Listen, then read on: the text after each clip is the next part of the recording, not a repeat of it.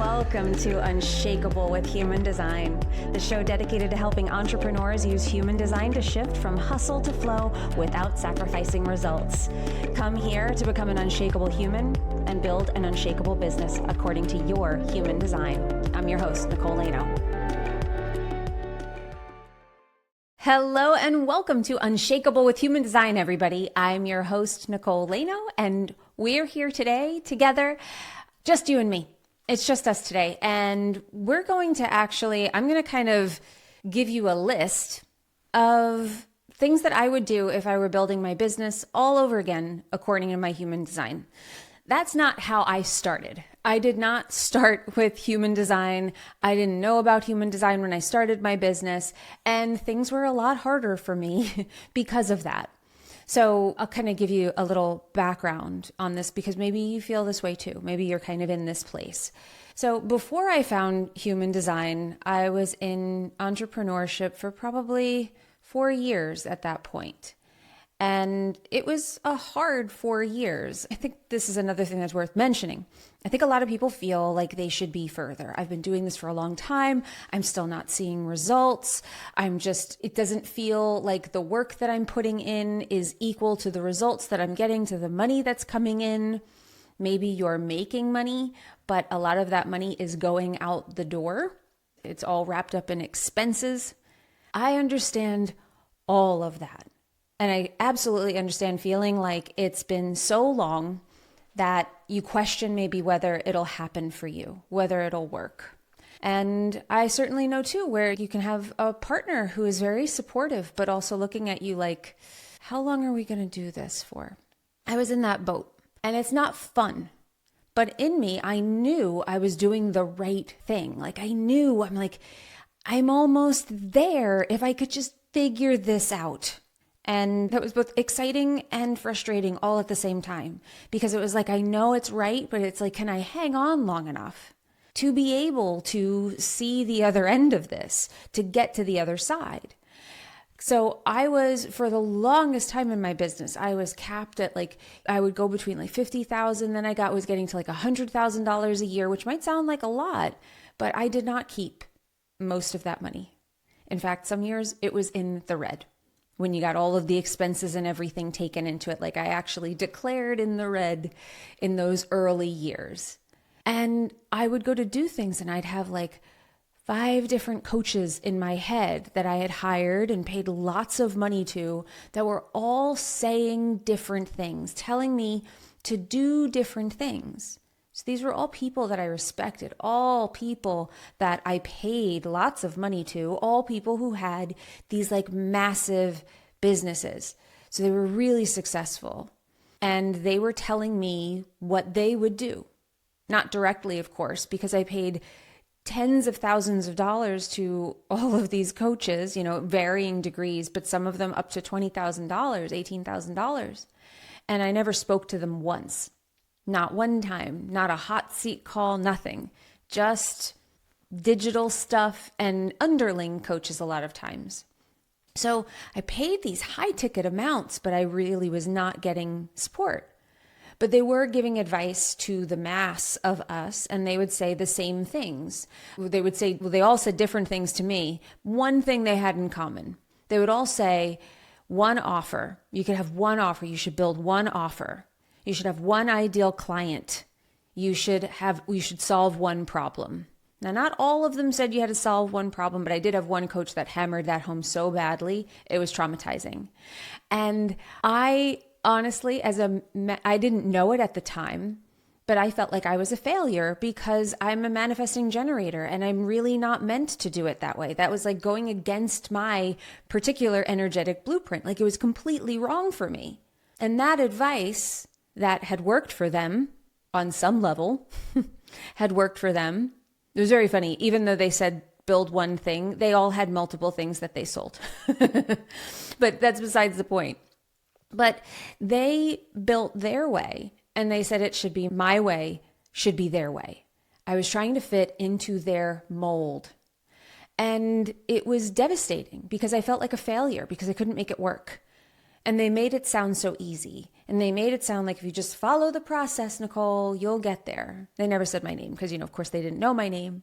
But that was how I heard it, You'll get there if you just follow the steps. And I felt so frustrated and shame. I felt a lot of shame for not being able to pull it off. And I'm a smart person. And I was like, how is it that I was totally like climbing the corporate ladder on Wall Street at one of the most competitive banks on Wall Street too, like the one that everybody tries to get into. I worked there and I was really good at what I did there. And I hung with the people who went to Ivy League schools. And I most certainly did not. I didn't finish college. I had lots of credits, no degree. And I worked right alongside those people. I was promoted. I did so well. But here I go, and I've got these simple steps that I'm supposed to be able to put together, and I can't do it. I can't action them. And it was so frustrating. And human design changed everything because it made me not feel like such a failure. It was like, it's not me. It's the way I'm doing this. Interesting. And that shift was the thing that turned me inward, that got me to say, finally, instead of just taking what every expert said as gospel. Oh, I paid you. You had this result. Okay, well then it must be right for me. That it broke that spell and instead got me to look inside myself. Now, in fairness, I did have a coach who, I'll call him James Wedmore, who would tell us that the answers are all inside of you. We give you the tools in here in his program. We give you the tools in this program, but the answers are in you. Find them in you. I just didn't know how to find them. I didn't know where to look for the answers in me. I would be able to connect my intuition at times, but I really felt it was hard. And I didn't know exactly why, but human design got me to turn around and go, oh, wait, I can look in here for the answer. I can follow my sacral. It gave me a process for actually getting those answers out of myself. So it was priceless. But it wasn't all human design, though, that took my business to where it is now. Because I'm proud to say that my business has gone from that like struggling 50K, not keeping the money, being in the red, to being a multiple six-figure business now where I keep 6 figures in profit. That is something I'm very proud of. I don't just make the money, I keep the money, which was a huge shift for me. And that was very much mindset shifts and strategic shifts. So it isn't all human design, but what human design did do was give me a process to find my own magic, to trust myself, to ground into myself. And then when I started using strategies, suddenly I'm pulling old strategies off the wall that I got from those other programs. And I'm like, oh, I can use these. And that's where my whole method came from. It's the things that I used, and it's really what I teach you to do in my programs. What I teach my clients to do is trust themselves and almost like becoming artists, right? I give you the studio to play and I give you the tools, I give you the resources, and I help you build like a producer in a music studio. I'm not writing the song for you, it's your song. But I'm here to create the environment and give you the tools and everything that you need and to be there to support you and help inspire your ideas and pull the ideas out of you so that you can create something beautiful, right? So it isn't all human design, but human design is at the core of everything that I do because you have to build the business from you, not from somebody else's mold. You have to learn to trust yourself or you're always on shaky ground. You have to know what you offer. You have to know what makes you different. That's what will make you sell to somebody effortlessly because you're being you. I know so many of us say, I want to get paid to be me. Human design is the secret to getting paid to be you because you become more you than you've ever been. So I'm going to break down 10 things that I would focus on. Honestly, I could have made a longer list, but I really tried to keep this. I challenged myself to say, if I were starting over, what are the 10 things that I would focus on first? What are the areas? Because I know the human design chart is so big. There's a million strategies out there. What would I focus on? Okay. And this is what I came up with. So there's like an 11th one, like a 10B. So Be sure to stay to the end because that's how you're really going to see how all of this comes together, because they all go together. They all build on each other. So this is a top 10 list of things I would do if I were building my business all over again according to my human design. And I wanted to be aligned and I wanted to be profitable. These two things matter. Alignment is not everything. And if you're just chasing profit, it's soulless and you leave yourself out of the business and you leave yourself out of the marketing. You're not growing, so your bank account isn't growing. They are interlinked. They are not separate entities. You and your business become one. The strategy, you're the operator of that strategy. Okay? So let's break this down. So the first thing that I would do is, and I know this is going to sound like duh, but strategy and authority. And I know, like, of course, strategy and authority, but so many people I talk to, 90% of the people that I talk to that say that they are following their design, when I ask them about their strategy and authority, they are absolutely not following it. So what I would do is not just strategy and authority, but I would get really, really intimate and comfortable understanding my signature and not self theme of my type. What will this do? This is going to increase your productivity. You are going to be able to do more in less time, which is going to make you feel successful, which is also going to increase the strength of your aura, because that's what human design is doing, which is going to increase your magnetism. You will start showing up differently. You will start getting different results just by virtue of this first step. This will start to change you and it will change the results that you're getting. So signature and not self-theme. So I'm a manifesting generator. My signature theme is satisfaction/peace because of the manifestor part of me. And then my not self-theme is frustration/anger. And what I'm doing there is I'm using those as green lights and red lights. When I am feeling satisfied and things are flowing, I'm in the right place. I'm doing the right things. When I am frustrated or feeling stuck, that is my sign to stop and do something else. When I learned that, and you have to do things that don't make sense. I'm on a deadline. I have this thing to do. I've got to get this presentation done. I hate making presentations, by the way. I hate doing them. I love giving them. I hate making them. I don't enjoy it. It's not my favorite thing to do.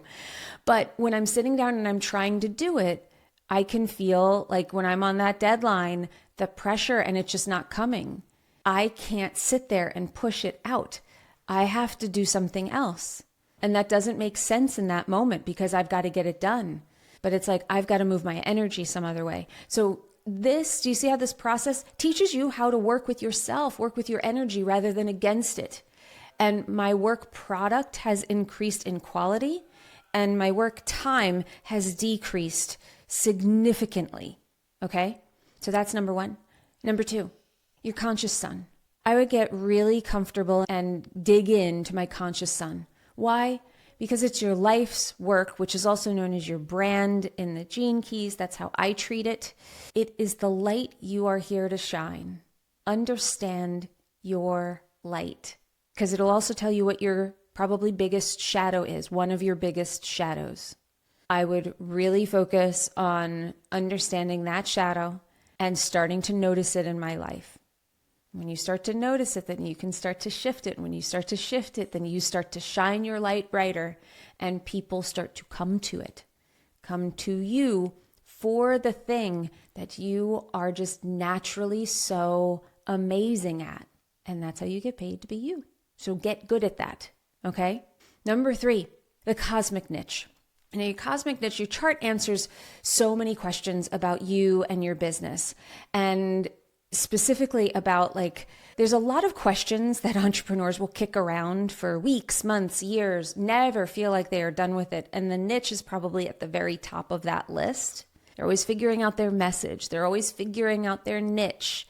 And yes, we refine those things over time, but so many people just really don't know who it is and they don't know what these things are. And human design, there's something about when you start to explore it, you get greater clarity as to why you're good at certain things and why you're not good at certain things, what you can help people with.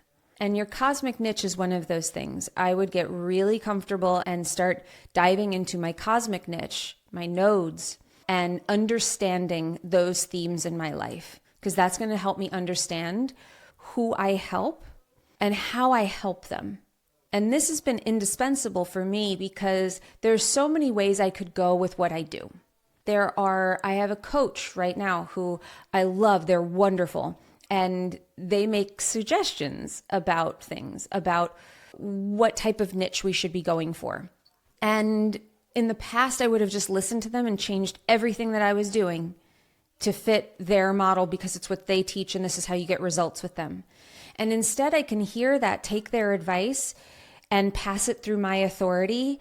And I look at it through my cosmic niche and I'm like, but if I do it their way, I'm leaving out these people and this way that I help. And that's my cosmic niche. That is who I am destined to be around, to help, to have a relationship with. And I don't want to lose that. How can I maybe take their advice without losing that? It just gives me so much to go on that's coming from me. I feel so confident in the answers that I get because they're mine, not me trying to fit into somebody else's mold or just take somebody's advice blindly. Okay? Number 4 of top 10 things I would do if I were building my business all over again according to my human design. I would understand my human design profile. Your human design profile is the role that you are here to play in this life. It tells you how you operate, tells you what you need. So like as a one line, I need to create things. I need time to nurture myself with information. I need to really build expertise. It tells me how I become the best version of myself. How do I live out my purpose? So much comes from your profile that when you start to understand it, if you know that you are a 5-2, you know that you need to call yourself up. Every 5-2 and 2-5 that I work with has this problem where they feel like they're getting ready, but they can't do it. And for them to know that I can't tell you, nobody can give you permission. But as a 5-2, you have to decide that you want to be a leader. Nobody else can do it. You have to give yourself permission. Knowing that about themselves changes how they feel about whether they can step up or not. It empowers them to do it themselves. It changes you. So profile becomes this wonderful tool to understand how to work with your energy better. What is your process? What is it like for you? The way I work with a 5-1 is very different than the way that I work with a 2-4, right? Because they're different. 4s are going to have a different way of bringing in clients. 4s are going to have a different way of relating to people. Okay? So understanding that is so key. Number 5, I would be doing nervous system regulation work. I would go very deep, very fast, and then I would make it part of my daily practice of maintaining that once I did a big clean out. So I would be doing, probably in the beginning, I would hire a breathwork facilitator and I would do a couple private sessions. And I would do that to get to the deeper issues that I have and exercise those demons. So much of your trauma, small t and big T, is trapped in your body, in your emotional system, in your nervous system. And it's so deep, we cannot get to it through the brain. And breath work, I think, is the thing that can really break it out of your body. It's an amazing tool for that. And once you do it for a bit and you kind of get to that really deep layer and you clear some of that, then you can go on maintenance with it. And then you can do your daily breath works just with like a recording if you want to. And then I would be also incorporating EFT tapping. EFT changed my life. It is the best tool for deconditioning your centers and your shadows, working through some of the energies that we find in your chart. I use the chart as a map and I look for the shadows in the chart and then we tap on those specific shadows so we can break the emotional connection we have to the conditioning, not just the cognitive and conscious connection that we have to the conditioning. It's so important that we go beyond just the brain because the brain is only part of it. The trauma, the pattern is trapped in your emotions. If you're dealing with it from a thought level, you will find that the same patterns repeat regardless of how many affirmations you say or how many times you rewire a thought, right? You have to get to the emotion. The emotion is the glue holding you in that old pattern. You want to break the pattern, you have to break the emotional connection. And that's what EFT is so amazing for. There's nothing in my mind better than that. Number 6, I would understand my defined and my undefined energy in my chart. Now, what I mean by this is everything that is colored in my chart versus everything that is white in my chart. And the colored in stuff, that is going to be the energy that I transmit. That's going to be the energy I'm here to master as my own in this life. Everything that's white in my chart, whether it's a gate, a channel, a center, anything undefined is going to be something that I receive. We receive that energy. This is the key to understanding how to embody your chart, is understanding how this energy works. And it tells you what you have to offer. So I would be starting to understand those energies, and I would work on my defined stuff, and then I would maybe work on my undefined stuff and start to explore those different areas, thinking about it from that place. Oh, this is what people feel from me. Oh, this is what I feel from other people. Now you're getting to know yourself, and now you are getting to ground into that. You can start to pay attention to what you feel from other people or what you feel from the world around you. Understand your relationship to it. Number 7, I would get very specific about the problems I solve and how I solve them for the people that I'm meant to help. I would be developing cash content from these problems and from their desires. I would really get to know, okay, well, what's my expertise? Now I have my cosmic stuff. I have all of the energetics from the human design part. But now, how do I start to turn that into a message? And that is honestly the part that most entrepreneurs are missing. They can't articulate what they do, not in a way that inspires people to buy from them. So they put content out there that nobody pays attention to. They launch or they do things that are, they're trying to sell their offers and nobody's buying because people don't understand what you can do for them. Magnetism isn't enough. You have to have some sort of strategy behind it. You have to be able, if you want to sell somebody something, you've got to be able to tell them why they should buy it. We don't buy what we don't need or we don't want. If you're investing in something, anything, it's because you either want the thing because you think it will bring you some sort of pleasure, or you want the thing because you think it will help you overcome a problem that you have, right? I'm not going to go buy a new toilet plunger because I just saw it in the store. I either have a broken one or I don't like the one I have and I want to replace it and I think this one is nicer. There's a reason. You've got to give people reasons. And if you can't articulate that, you're going to have a hard time selling. That's what I hear from entrepreneurs so often, is that they have trouble making sales. And then I ask them, how do they bring in clients? And they tell me that they don't really have a process for it. And when I ask them, where do they put up content? They tell me that they put up content, but when I look at it, I could not tell you what they do. So it's these two things. This is what I mean about I have to combine some of these to get them in, but developing cash content and having a client acquisition process.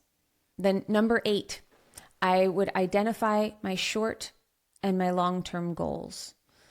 So many entrepreneurs try to tackle big, giant vision board items. That's what they put. What are your goals? And they say, have a 7-figure business. Goals. Be profitable.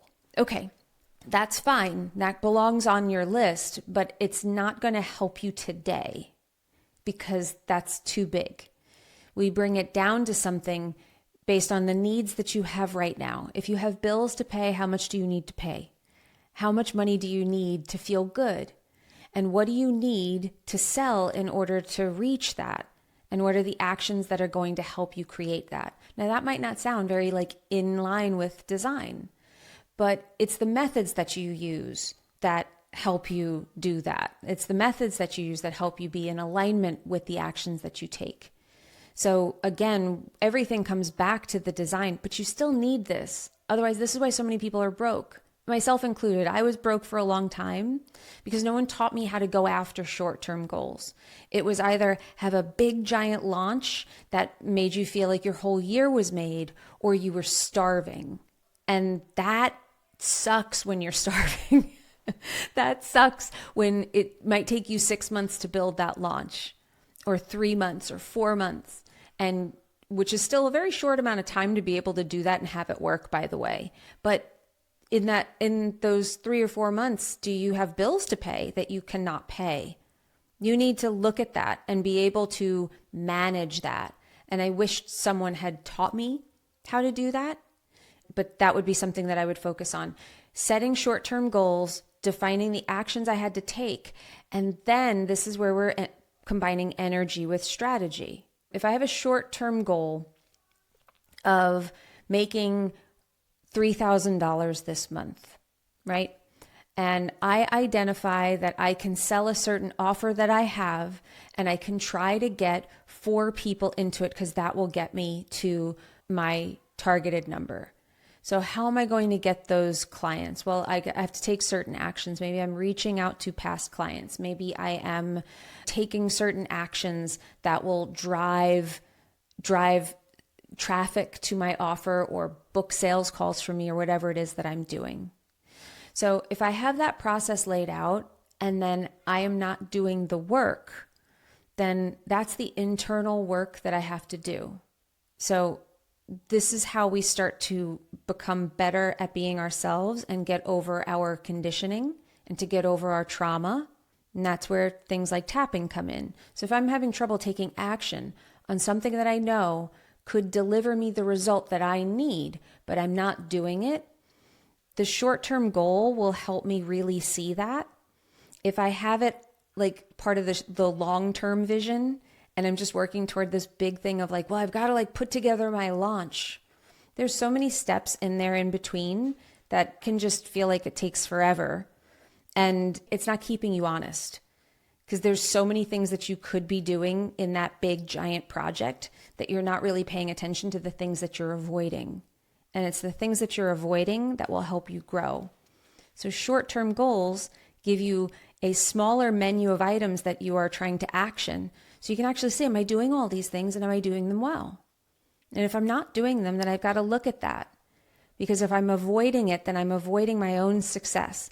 And if I'm avoiding my own success, I need to see that so that I can move that energy and I can shift it so I can become different and I can do the things that will make me money. You have to learn to get over yourself.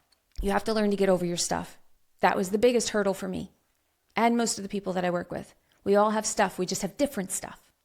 So that's why it's so important to have a coach that talks to you and can call you out on your stuff. That's how you change. So that is something that I would do. And then I would visualize my goals every single day so that I could start to see them happening.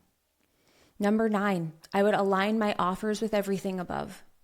I would make sure that my offers were aligned with my magic and with my message and how I help people. And I would start to test my message. I would start to put it out there and see what people were reacting to. And I would do that without making it personal. That's a very big thing. And then the last thing I would do after I have that message and that offer is I would create an authority platform.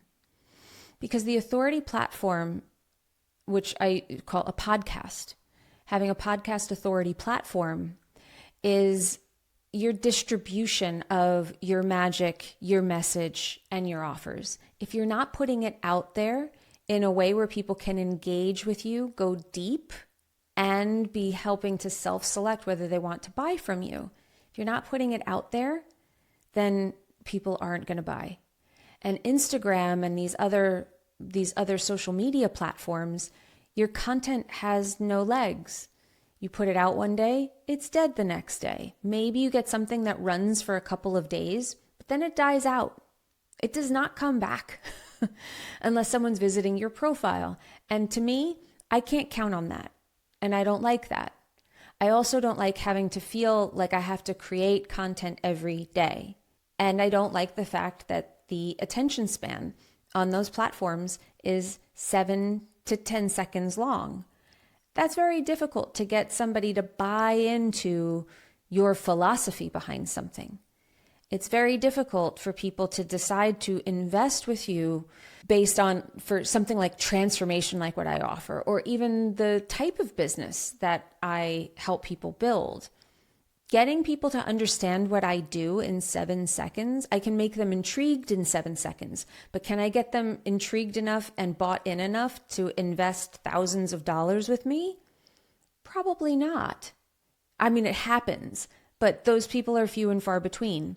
Most people go to my podcast, which is where I want them, because that's where they can binge to their heart's content. They can listen to episodes from yesterday or from 2 years ago and be experiencing me, the way I explain things, the way I speak, the way I teach. And what they're doing in their mind is they're saying, do I want to work with her? I think I want to work with her. I think I want to work with her. If I'm creating a breakthrough for them for free, they're thinking, what could she do with me if I paid her? If I got into that program, if I were talking to her every single week and she knew me and she was guiding me and she was helping me to guide myself, what could we accomplish? That's what I want.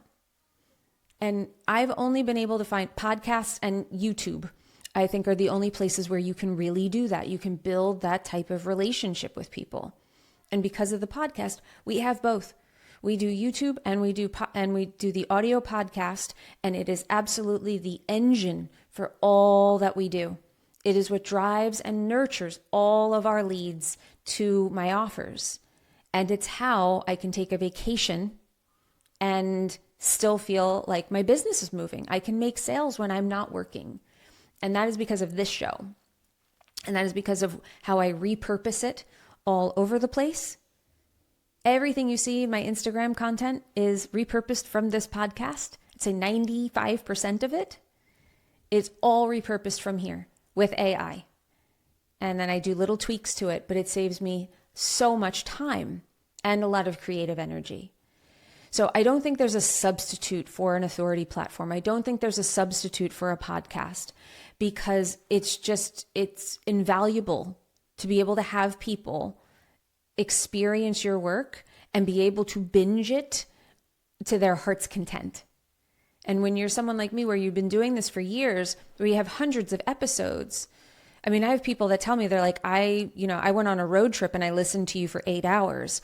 I binged your podcast for 2 weeks and then they joined my program. The reason they buy so fast and so regularly is because I have so much content that's available for them to binge and to experience. And that's priceless. And no, of course, you don't start out with 350 episodes, but you don't need that many. You just need to keep building. And I promise you, Lord, it goes so fast. It feels like yesterday I recorded my first episode, and now this is episode 355. So you do not need this many episodes to have that kind of impact, but you won't believe how quickly they start to accumulate. And you're like, wow, I can't believe we're at 100 episodes. It's amazing. And you'll be amazed at what people say and how people thank you for your show when you're making an impact like this. So these are my top 10 things. This is what I would do. And please, if you're listening to this on the day this airs or the following days, we're actually still running the Authority Accelerator Masterclass. We are running that right now in March. So if you're listening to this episode, then please join us. All you have to do to register for the masterclass, I go through all of this. Everything that I just talked about, I go through how I build a business according to human design, not just the 10 tips. I take you through my process for how we do it. So if you're interested in that, you want to go deeper, all you have to do is DM me the word masterclass on Instagram and we will register you right there in the DMs, or you can go to nicolelaino.com/masterclass and you can register right there. Thank you so much for being here with me. I appreciate you making it all the way to the end of this episode. And remember, in order to have an unshakable business, you must first become an unshakable human. So thanks for letting us help you become unshakable with human design, everybody. We will see you next time. If you love this episode and you're a fan of the show, please show us the love on iTunes, Spotify, or wherever you're listening to the show and leave us a review.